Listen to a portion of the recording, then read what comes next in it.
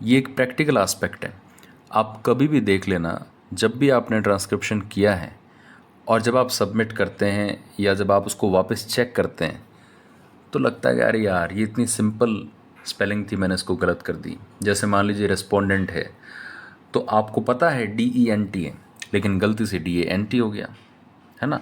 अब जैसे मान लीजिए येलो है, तो आपको पता है कि हाँ ठीक है येलो मैंने लिखा है, लेकिन लिखते लिखते क्या होता है कि W के जस्ट पास में Q है, तो गलती से वहाँ पे Q पे भी उंगली दब जाती है और हमें वही दिखाई देता है। तो इसका इलाज कैसे हो कि हमने जो लिखा है हम उसमें सिली मिस्टेक ना करें। तो इसका सबसे बढ़िया तरीका है, एक ह्यूमन टेंडेंसी होती है कि जिस समय हम स्क्रीन देखते हैं तो वो हमें एकदम सही दिखती है, चाहे स्क्रीन देखें या चाहे आप इससे लिख के ट्रांसक्रिप्शन करते हो, तो वो आपको एकदम सही लिखेगी। आपने चाहे कितना भी शब्द गलत क्यों ना लिखा हो। जैसे मान लीजिए येलो है, तो येलो में आपने W की जगह Q लगा दिया, लेकिन आपको येलो ही दिखाई देगा जब तक कोई दूसरा व्यक्ति उसको ना देखे। दूसरे व्यक्ति को तुरंत गलती क्यों पकड़ में आई? क्योंकि उसकी आंखें एकदम फ्रेश है, उसने इतनी देर से आपका मैटर नहीं देखा है, तो उसकी नज़र सीधी उसी गलती पे जाएगी।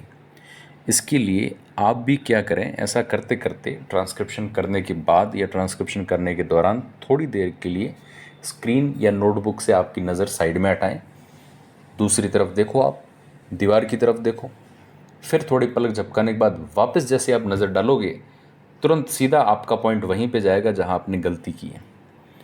इससे बहुत सारी आपकी जो सिली मिस्टेक है वो कम हो जाएगी। क्योंकि हम जब भी हमारी गलती देखते हैं तो हमें बहुत अफसोस होता है कि यार ये तो सिली मिस्टेक थी, ये तो मेरे से नहीं होनी चाहिए थी। तो इसलिए ये तरीका आप आजमाओ और सबमिट करने से पहले मैटर को हमेशा देखा करो कि कहाँ पे क्या एस्पेक्ट है, कोई चीज़ पीछे तो नहीं रह गई है, किसी स्पेलिंग को मैंने गलत तो नहीं लिख दिया है। Read between the lines. जैसे जैसे आप उसको पढ़ना शुरू करोगे अच्छे से, तो आपकी जो परख है, आपकी जो कैपेसिटी है मिस्टेक पकड़ने की, वो और ज़्यादा इंक्रीज़ होगी। उसको करके देखो आप।